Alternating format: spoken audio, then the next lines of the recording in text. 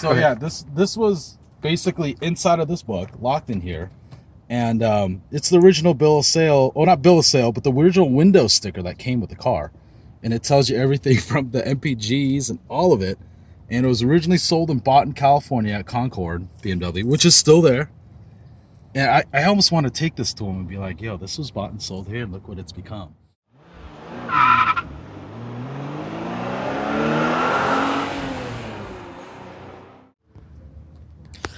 All right, everybody. Welcome back to Automotive Anatomy. Today with Mr. Steve and his gorgeous BMW E30. It's not going to be good after this because I'm going to want one so bad. Thank you. Even more.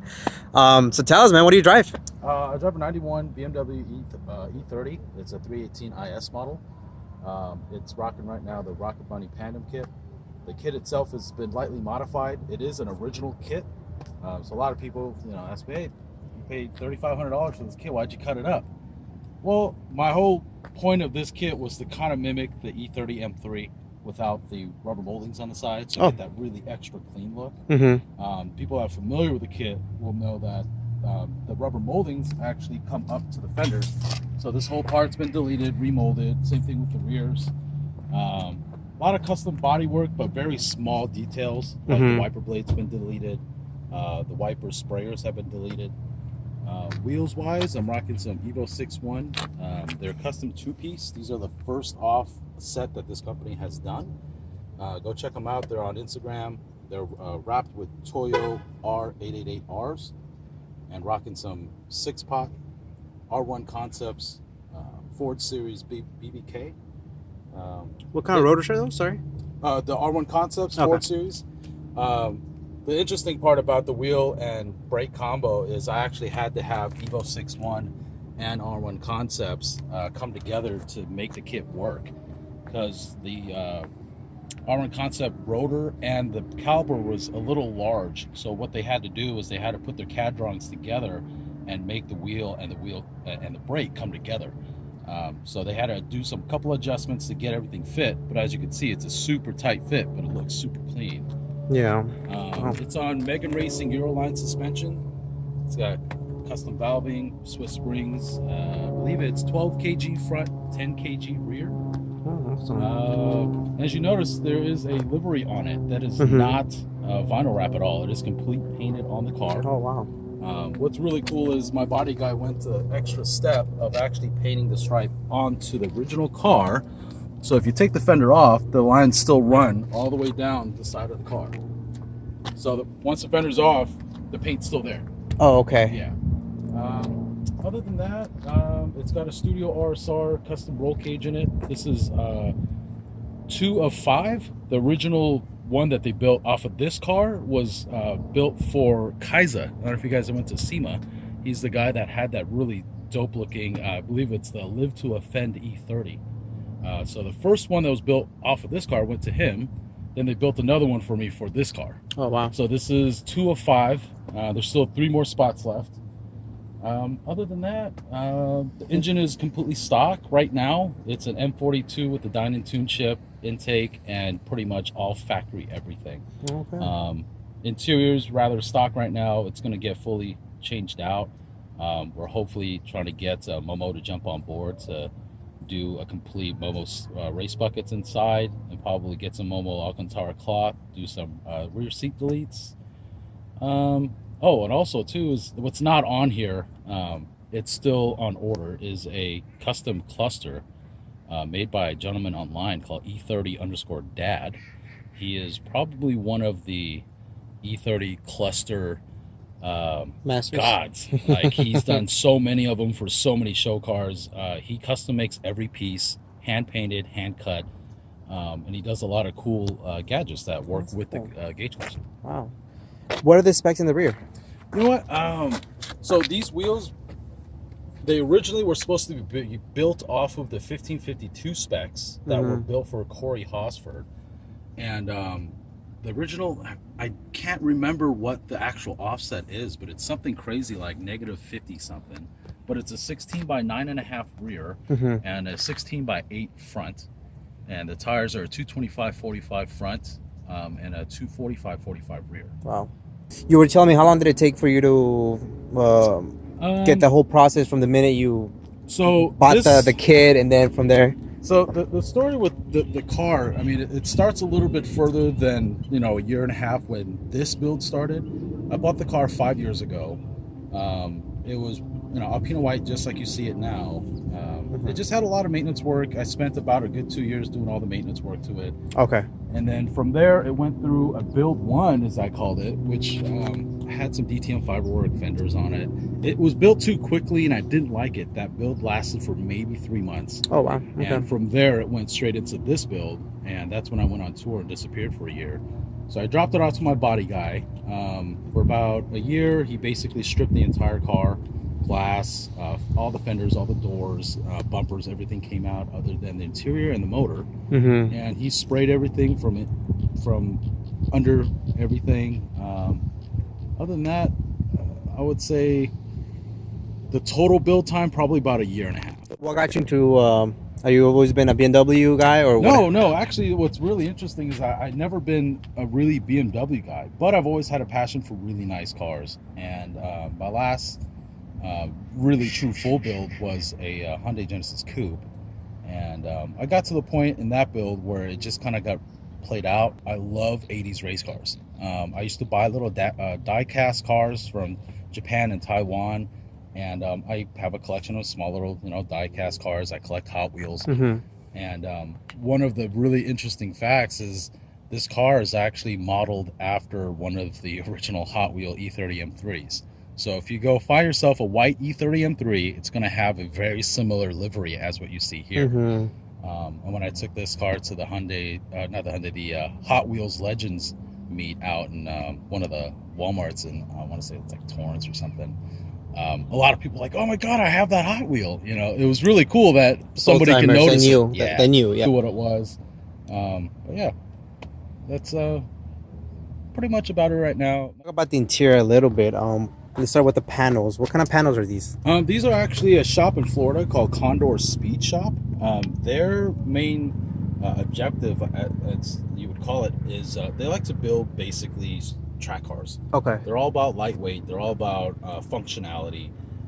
Not per se pretty, but a lot of the race car stuff looks really good. Right. That's what we're trying to achieve, is to have our own little race car in our garage. Mm-hmm. So they basically have these panels that have the yellow tassels for that hand pull. You can order them in any color. The interior wise, the seats right now are the original factory IS seats, what they call sports seats or Recaro seats. A little bit more buckety feel. Yeah, these are a little bit more buckety feel. The 318i came with what they call comfort seats, which they look like loaves of bread. They're really just like one piece, doesn't really hug you. So yeah, these are all original. These will be coming out for some true race buckets from Momo. Carpet inside, as you can see, the tan carpet's all coming out. We're gonna do some custom plating on the bottom. Probably do some Line X on the bottom just to keep the sound down a little bit, and also get that tough race car look. Mm-hmm. Wow, it's amazing, huh? It's beautiful. A Studio RSR custom roll cage in it. This is 2 of 5. The original one that they built off of this car was built for Mise. I don't know if you guys went to SEMA.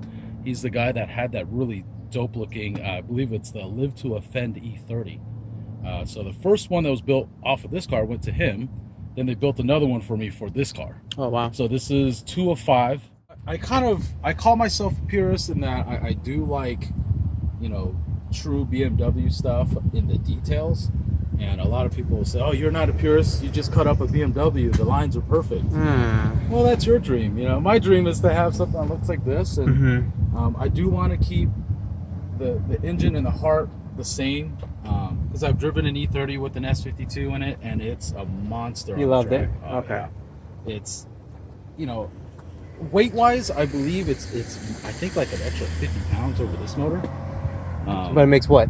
But 200 more? Well, yeah. I mean, you're talking to the floor, a tuned S52. You're maybe a little over 3. Yeah. Yeah. Very nice. And that's with running AC and heater and all that good stuff. So I'll be nice and warm in the wintertime and nice and cool in the summertime. And I'll still be able to, floor it a little bit on the freeway and catch people off guard. You think a 30-year-old car can't move. What's your ultimate goal with this car? Like, do you want it? So, I've never, in the last, how long have we been building cars? 10 years of truly building, cars for going to shows and stuff. I've never been to SEMA. And this is the one car that I think I'm going to make it to SEMA with. So, SEMA 19, guys, if you guys follow the build, Chef Chino _E30, follow the build. We're going to make it to SEMA. And I'm starting super early because I always, say, man, these guys always build these cars last minute. Why? Why don't you build it in the beginning of the year and start going? But, they have their reasons. I like to be prepared. I'm a chef for a living, so there's a word in the chef world. It's called mise en place, which means have all your things ready, have it all set up, basically whatever you need, have it in front of you, and then just go with it. Nice. Everything will run smooth. So that's how I'm doing this car. I'm getting my timeline set up so that I can have certain things done by a certain time, have a certain budget, and by hopefully about midsummer, there'll be a full built E30 as you see now, but just with all of the more goodies. Yeah, all the goodies. It's going to be 100%. But then you know what they always say. It will never be 100%. It'll never be 100%. There's always some little doohickey that you're going to want. With the older cars, what's cool is finding old vintage parts that are rare to find and having it on your car. Mm-hmm. That's one thing that's cool with old cars versus new cars. Now, new cars, everything is new from whatever year you bought it right. from. Old cars, if you find a shift knob that was back from 1985 and nobody had it, that's one of the things that a true BMW owner or any car owner will be like, oh man, he's got that. That's for any. Yeah, I hear you. Is the guy that owned it before me was a kid, but the guy that owned before him kept all of the records, everything, smog, repairs, it's all here. So this is my cha-ching if I ever sell it, which I'm not. But it had this thing in here, and it was locked in here, and I actually changed the lockout on this because it was broken. Mm-hmm. And so I'm guessing it's been in there for years. Nobody knew about it because nobody opened it. So it has the original radio theft code. Back in 91, that was unheard of. Nobody had that. And let's see if I can find it. It's somewhere in here. Yeah, this was basically inside of this book, locked in here. And it's the original bill of sale, well, not bill of sale, but the original window sticker that came with the car. And it tells you everything from the MPGs and all of it. And it was originally sold and bought in California at Concord BMW, which is still there. And I almost want to take this to him and be like, yo, this was bought and sold here, and look what it's become. Wouldn't that be kind of cool, right? Hell yeah. But at $21,500 back in 90, I think is when this was sold. That's equivalent of what, like 50, 60,000 now, and this thing is last and survived so long. It's been through almost 30 years of just California, surfers, I guess. I don't know. Yeah, I don't know. But I bought the car. The original salesperson that sold it to me was a kid, still in high school. Dad bought it for him as a cool car to fix up. Mm-hmm. And he just didn't like it anymore. He wanted a new, GTI. And I was like, kid, you need to just keep this car. I guarantee you he never even opened that box. I doubt it. Okay. I doubt it. When I opened it, I literally, my jaw dropped. I was like, oh my God, this is still here. Thank you, kid. Whoever you are, thank you for selling it to a true enthusiast. This is pretty, old stuff. All the BMW accessories. Back when they had big old block cell phones. And CDs came in cartridges, That's cool. They don't understand how, classic this really is. Even though it's a 91, people think, oh, it's a 91. It's not a classic yet. But you have to understand, this car has been in production since 1984. Okay. So the original E30 with roughly the same body and headlights and taillights have been being built for, 35, 38 years? It's almost a 40-year-old actual car. It's a vintage car. Yeah. Wow. It's amazing. All right. Thank you so much, Mr. Steve. Yep. Chino, as they call you. Chef Chino. Any final thoughts? This build, it costs a lot of time, but a lot of the time and effort put into the car, I got a lot of help from my friends, which were also my sponsors, so R1 Concepts, You got Evo 61, Rodney. They'll all help me in this build. They've been super in trying to get my product the way I want it and the way I envisioned it. Indy Paints, Gomez is my body guy. Unfortunately, guys, I'm sorry, he's not doing any aftermarket work anymore. He actually retired from aftermarket. No. He is 100% legit now. So he works at Caliber Collision doing exotics now. So he's the man if you guys need some exotic work. Other than that, my girlfriend, she's been a huge support. Trust me, guys. If you have a girl that likes cars, keep her tight. She's not only going to be there when you need help on deciding on what color to paint the car, what cage. She was a huge help in this build. She also threw some money on it. You know, the steering wheel was actually a Christmas present. Those awesome door panels you saw was also a Christmas present. So, you know, once you get one of those girls, keep it tight. That's and cool, man. I guess my last and final one, my bro Justin Sung, I was telling you guys about earlier, got me into cooking. Without him and me being in the business that I am today as a sous chef at Snapchat, this car would not happen. You know, I'm getting paid well. I'm in a good place in my life. Good. And the car came out to what you see here, and it's doable. I'm an everyday Joe. I'm not, you know, I don't own a company. I don't run a restaurant. I run a restaurant, but for somebody else. But Eventually your own. Yeah, eventually my own, and at that point I might have, you know, 4 or 5 of these and maybe a unicorn. Well, these are unicorns, it is. So thank you so much, and I hope we get to see this at SEMA 2019. Yo, I'm praying that gets there. That's my lifelong goal. It sounds really stupid, but for a car guy, SEMA is the show to be. And if I can get there, I'll see you guys there. If you guys want an autograph, let me know. Thank you so much, Steve. You got it.